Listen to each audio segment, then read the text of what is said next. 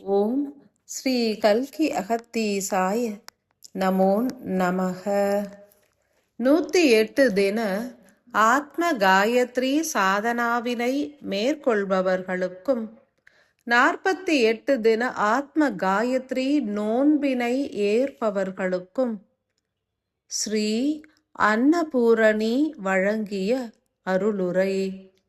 ஓம் ஸ்ரீ அன்னபூரணி தாயே போற்றி போற்றி. அருள் நிறைந்த வாழ்வினை ஏற்று அன்பினை பரப்பும் அகத்தியரின் சீடர்களுக்கு ஸ்ரீ அன்னபூரணி தாயாரின் பூரண ஆசிகள். அன்னபூரணி எனும் நாமத்தை செவிமடுத்தவுடன் அனைவருக்கும் அன்னம் எனும் ஆகாரத்தினை வழங்குகின்ற தாயானவர் என்ற சிந்தனையே உதித்திடும். ஆம், யாம் அன்னம் எனும் எரிபொருளினை வழங்குகின்ற ஓர் ஆற்றலாவோம். உடலுக்கு அன்னமே பிரதானம் எனில் உயிருக்கு ஆன்ம ஒளியே பிரதானமாகும். ஆன்மாவிற்கோ பரமாத்மாவின் ஒளியே பிரதான உணவாகும். பரமாத்மாவோ இப்பிரபஞ்ச பேராற்றல்களை ஏற்கும் சூரியனின் மையத்தினில் வீற்றுள்ளார். சூரிய ஒளியே அன்னத்திற்கும் ஆதாரம், ஏனைய அனைத்து வித எரிபொருளுக்கும் ஆதாரம். காந்த ஒளியாகவும் வெப்ப ஆற்றலாகவும் வெளிப்படுகின்ற ஆற்றல்களே 4 விதமான கனிமவள ஆற்றலாக உருவாகி எண்ணற்ற எரிபொருளாகவும் உருகொள்கின்றது. மனித உயிருக்கு ஆதார உணவே சூரிய ஒளியாகும். ஸ்ரீ அன்னபூரணியாகிய யாம் ஒவ்வொரு யுக கால எல்லையிலும் மாறுபட்ட பணியாற்றிடுவோம். கலியுக எல்லையிலோ முற்றிலும் புதுமையான பணி ஏற்போம். 108 சதுர்யுக கால எல்லை எனும் காரணத்தினாலும் மற்றுமோர் 108 சதுர்யுக காலம் துவங்கவுள்ள காரணத்தினாலும் யாம் அதீதமான ஆற்றல்களோடு இயங்கிட முற்படுகின்றோம்.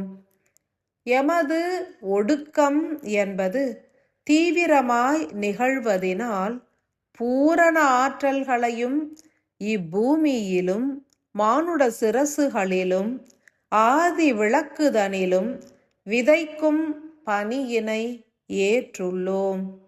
ஸ்ரீ அன்னபூரணி எனும் ஆற்றலாகிய யாம் ஓர் தேவியின் உருவம் ஏற்று இயங்கினாலும் யாம் ஓர் அணு என்றும் ஈசனால் பணிக்கப்பட்டுள்ள பணிதனை ஏற்றுள்ளோம் என்றுமே அனைவரும் உணர வேண்டும். அன்னபூரணி எனும் ஆற்றலுக்கு சரிசம அளவிற்கு காந்த ஆற்றலும் வெப்ப ஆற்றலும் உண்டு. 4 கனிம வளத்தினையும் சரிசம அளவினில் யாம் ஏற்றுள்ளோம்.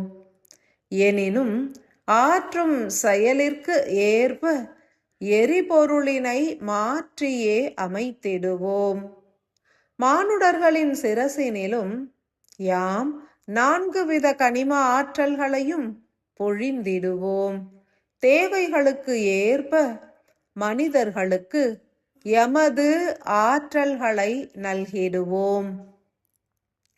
ஆதிபராசக்தியின் அம்சமாகிய யாம் மானுட குலத்திற்கான எரிபொருளினை வழங்கிடவே உதித்துள்ளோம். ஸ்ரீ அன்னபூரணியாகிய யாம் இத்தருணத்தில் ஸ்ரீசக்கர தியானங்களை மேற்கொள்கின்ற மானுடர்களுக்கு எச்செயலாற்றிடுவோம் என்றும் எமது ஒடுக்கம் எவ்விதம் நிகழும் என்றும் அதன் விளைவுகள் யாது என்றுமே அறிந்திடுக. சகல தேவியர்களின் ஒடுக்கம் நிகழ்கின்ற இத்தருணத்தில் இப்புவியின் இயக்கமும் ஒடுங்கும். பூமியின் புனரமைப்பு நிகழத் துவங்கிவிடும். தேவியரின் ஒடுக்கம் என்பது இப்பிரபஞ்சமெங்கும் நிகழ்கின்ற நிகழ்வே. எனினும் பூமி கிரகத்தினில் மாத்திரமே அதன் விளைவுகள் பெருமளவினில் வெளிப்படும். ஸ்ரீசக்கர தியானம் என்பதே தேவியரின் ஒடுக்கத்திற்காகவும் சிவனாரின் விரிந்த இயக்கத்திற்காகவும் கருணை எனும் வாயில் திறவு கொண்டிடவும் நிகழ்த்தப்படுகின்றது. எனில் இப்பூமியில் எத்திசையில் வாழ்ந்தாலும் தேவியரின் ஒடுக்கத்திற்காக உதவிய ஆன்மாக்கள் பெரும் பலனை பெற்றிடுவர். உங்களது சிரசினில் உன்னத மாற்றங்கள் நிகழ்ந்தேறிடும். உயிர்கூட்டிலிருந்து 7 சக்கரங்கள் வரை அனைத்துமே ஒடுங்குவதினாலும் புதிய பரிணாமங்களில் மாற்று உறுப்புகள் உருவாகும் காரணத்தினாலும் இத்தருணத்தில் அனைவரும் அமைதியோடும் மௌனமாகவும் செயல் புரிவது நன்று. எமது இருப்பிடம் என்பது உயிர்கூடு ஒன்றே. 12 சக்திகளால் உருவாக்கப்பட்ட உயிர்கூடு எனும் பீனியல் சுரபியில் ஓர் அங்கமாகவும் ஓர் ஆற்றலாகவும் யாம் இயங்கிடுவோம் என்றுணர்க. உயிர்கூட்டிலிருந்து அன்னம் எனும் ஆகாரம் சார்ந்த எரிபொருளினை யாம் எத்தருணத்திலும் பொழிந்து கொண்டே இருப்போம். இத்தருணத்தில் உயிர்கூடு மெல்ல மெல்ல கரையத் துவங்குகின்றது. ஸ்ரீ துர்க்கை எனும் ஒரு அடுக்கு ஆற்றலானது ஒடுங்கிவிட்ட நிலையில் யாமும் ஒடுங்கத் துவங்குகின்றோம். மனிதர்கள் யாவருமே தன்னிலை உணர வேண்டும். மிகுந்த எச்சரிக்கையுடன் செயல்புரிய வேண்டிய காலம் இது. தேவியர்களின் ஒடுக்கம் என்பது நிகழ்கையில் அனைத்து இயக்கங்களுமே ஒடுங்கத் துவங்கும். ஆதி சிவனாரின் விரிதல் பூரணமாய் நிகழ்கின்ற வரை பற்பல ஆற்றல் பற்றாக்குறைகளும் உருவாகும். பூமியில் விளையும் தானியங்களின் நிலையும் குன்றத் துவங்கும். அன்னம் என்பது மாயை என்றும் அதனை ஏற்காது செயல்புரிய வேண்டும் என்றும் இக்கால மனிதர்கள் உரைக்கத் துவங்கியுள்ளனர். அன்னம் என்பது அரிசி எனும் தானியத்திலிருந்து உருவாகின்றது. இப்பூமியில் முதன் முறையாக ஈசனால் படைக்கப்பட்ட அதி உன்னதமான தானியம் எனும் உணவுப் பொருள் நெல்மணிகளே ஆகும். அரிசி என்பது அதனின்று பெறப்பட்ட உன்னத ஆற்றலாகும்.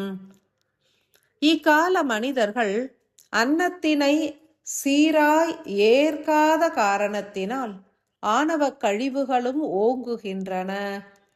அன்னம் உண்போருக்கு அன்பு பெருகும், ஆணவம் அழியும் என்பது இயற்கையாகும். இத்தருணத்தில் உங்களது உயிர்கூட்டின் 2வது கட்டமைப்பு என்பது உருகி கரைய முற்படுகின்றது. அன்னபூரணியாகிய யாம் 108 மனிதர்களின் உயிர்கூட்டிலிருந்து உருகத் துவங்கினால் இப்பூமியில் பெரும் மாற்றங்கள் உருவாகும். இத்தருணத்திலோ 1008 மானுடர்களின் சிரசினில் உள்ள உயிர்கூடு என்பது உருகத் துவங்கி உள்ளது. எனில் அன்னபூரணியாகிய யாமும் முழுமையாய் கரையத் துவங்கி உள்ளோம். ஸ்ரீசக்கர தியானத்தினை ஏற்கும் இறுதி தினமதில் ஆதிசக்தியோடு பூரணமாக ஒடுங்கி பிந்துவினையும் கரைத்தே செயல் புரிந்திடுவோம். இத்தருணத்தில் யாம் பூஜிக்கும் அனைவரது சிரசினிலும் ஆற்றலாய் மலர்ந்து இயங்குவதனை உணருங்கள். பூரணமாய் ஒடுங்குவதற்கு முன்னர் யாம் எமது ஆற்றல்கள் எனும் எரிபொருளினை பூரணமாய் பொழிந்திடுவோம். உங்களது ஆயுட்கால எல்லை வரை அன்னம் எனும் ஆகாரத்திற்கு பற்றாக்குறை நிகழாத வண்ணம் காத்திடுவோம். சிரசினிலேயே அன்னத்திற்கு நிகரான ஆற்றல்களை யாம் சேமித்து அருளிடுவோம். ஏனைய மானுடர்களின் சிரசினிலும் யாம் மெல்ல மெல்ல ஒடுங்கிடுவோம். உணர்வோருக்கு ஆற்றல்கள் பெருகிடும்.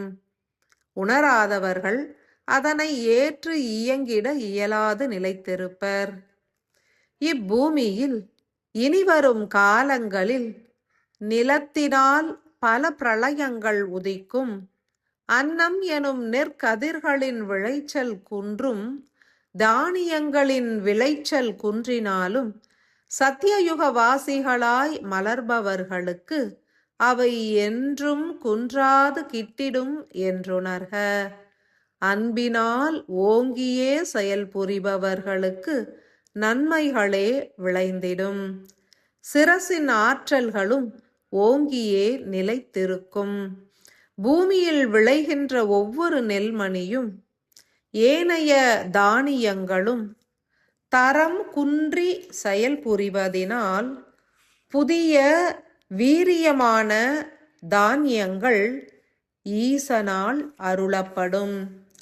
இன்றைய தருணத்தில் அனைவரும் தூய வெண்மை நிற அன்னத்தினை ஸ்ரீசக்கரத்திற்கு படைத்து பின்னர் அதனை அனைவருக்கும் பகிர கடவது. வேறு எதனையும் உடன் இணைத்திடாது அன்னத்தினை மாத்திரமே சமைத்தவுடன் ஸ்ரீசக்கரத்தின் முன் இருத்த கடவது. அதனின்று வெளிப்படும் உஷ்ண காற்று அதனை தழுவட்டும். பின்னர் உயிர் கூட்டினில் கவனத்தினை செலுத்திடல் வேண்டும். 60 நாழிகைகள் நேரத்திற்கு யாம் மெல்ல மெல்ல ஒடுங்குவதனை அனைவருமே உணர்ந்திடலாம். ஸ்ரீ சக்கர தியானத்தினை நிறைவுறுத்திய பின்னர் இச்செயலினை ஆற்றக் கடவது. இன்றைய தருணம் ஸ்ரீ வைகுண்ட ஏகாதசி எனும் நன்னாளும் சித்திக்கின்றது. அனைவரும் இன்று அன்னத்தினை ஏற்காதும் செயல் புரிய முற்படல் வேண்டும். படைக்கும் அன்னத்தினை பிற மானுடர்களுக்கும் பறவைகளுக்கும் அருளிடல் வேண்டும். பசுக்களுக்கும் அருள்வது நன்மை பயக்கும். அன்னமின்றி வாடும் நிலை எவ்விதம் அமைந்திருக்கும் என்பதனையும் ஆழமாய் உணர வேண்டும். அன்னபூரணியாகிய யாம் ஒடுங்கிவிட்டால் இப்பூமியில் பல அதிர்வுகள் உண்டாகும். உருவாகும் புற மாற்றங்களையும் உணரக் கடவது. யாம் ஒடுங்குவதன் மூலம் பற்பல அணுக்களின் சேர்க்கை ஒரு சேர நிகழ்ந்தேறிடும். அதன் மூலம் உருவாகும் அதிர்வு அலைகளை ஏற்பதே கடினமாகும். அனைவரும் கவனமுடன் செயல்புரிய கடவது. அன்னத்தினை படைத்து பூஜிப்பதற்கு முன்னர் இதன் ஆற்றல்கள் 108 சதுர்யுக காலத்திற்கும் நிலைத்து செயல் புரியட்டும் என்றே ஆசீர்வதித்து வாழ்த்தியே பகிர கடவது.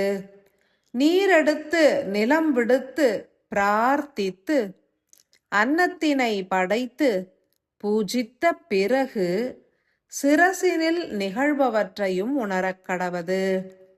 சிரசினிலும் பல வெடிப்புகள் நிகழ்ந்தேறிடும். உயிர்கூட்டின் 2ஆம் அடுக்கு சுழலும் கரைந்து ஒடுங்குகின்ற காரணத்தினால் உயிரின் ஒடுக்கம் அகத்தினிலும் புறத்தினிலும் மிகவும் வீரியமாய் நிகழ்ந்தேறிடும். அனைவரும் உணர்ந்து ஏற்க வேண்டும். அன்னமற்ற தருணம் என்பது எவ்வித பாதிப்புகளை உருவாக்கும் என்பதனை உணர்ந்து தியானிக்க வேண்டும். 108 சதுர்யுகங்கள் வரை தானியங்களின் பற்றாக்குறைகள் நிகழ்ந்திடாத வண்ணமும் அனைத்து மானுட ஆன்மாக்களும் அன்னத்தினை ஏற்று உய்வுற வேண்டும் என்றுமே ஆழ்ந்து பிரார்த்திக்க கடவது. மானுட ஆன்மாக்கள் விரைந்து தெய்வீக ஒளிப்பாலத்தினில் இணைய வேண்டும் என்றுமே பிரார்த்தியுங்கள். ஸ்ரீ அன்னபூரணியின் அன்பு நிறைந்த ஆசிகள்.